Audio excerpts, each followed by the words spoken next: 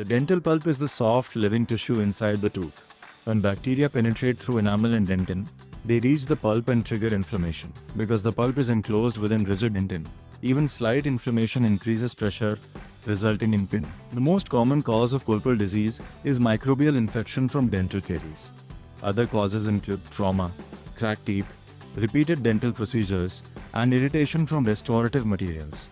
If these factors are not managed, inflammation progresses and may permanently damage the pulp. Reversible pulpitis is the earliest and mild stage of pulpal inflammation. The most common causes include dental caries, exposed dentin, leaking restorations, or minor trauma. Patients usually experience a sharp, short-lasting pain that is triggered by cold drinks, sweet foods, or air. The pain disappears within a few seconds after the stimulus is removed and does not occur spontaneously. On examination, the tooth responds normally to pulp vitality tests, and X-rays usually show no changes around the root apex.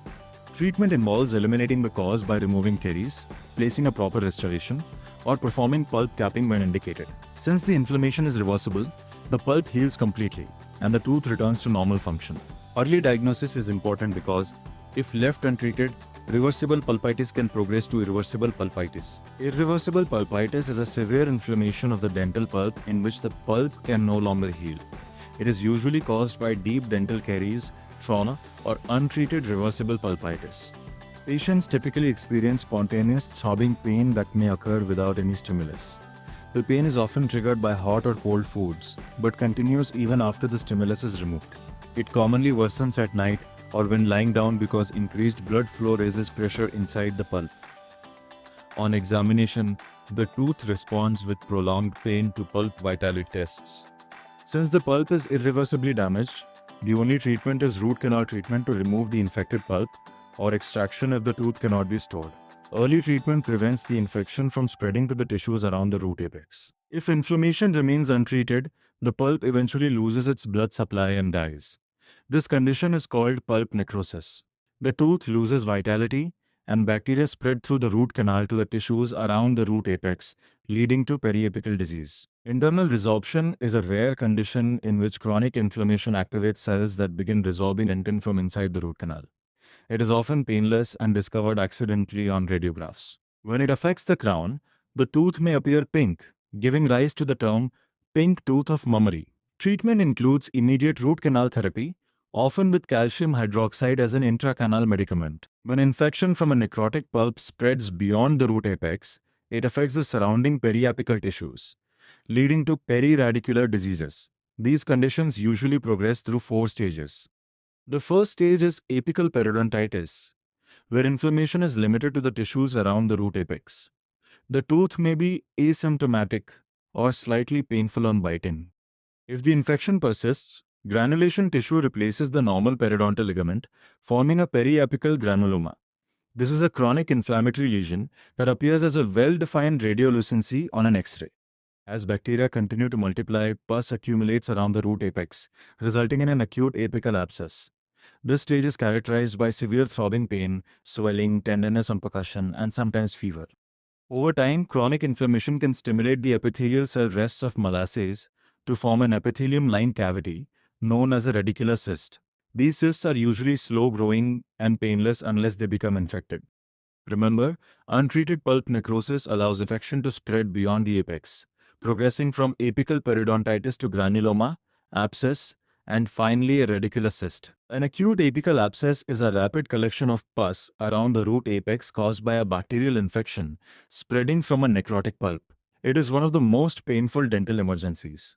Patients usually experience severe throbbing, continuous pain. The affected tooth feels elevated or high, making it painful to bite or chew. The tooth is extremely tender to percussion, and swelling of the surrounding gums or face may also be present. In some cases, fever and enlarged lymph nodes can occur. Radiographically, early changes may be minimal, but as the infection progresses, a radiolucent lesion may appear around the root apex. The most important step in treatment is immediate drainage of the pus to relieve pressure. This is followed by root canal treatment to preserve the tooth, or extraction if the tooth is non-restorable. Chronic apical abscess is a long-standing infection around the root apex with continuous drainage of pus. Unlike an acute abscess, the pus escapes through a sinus tract, relieving pressure. As a result, the patient usually experiences little or no pain.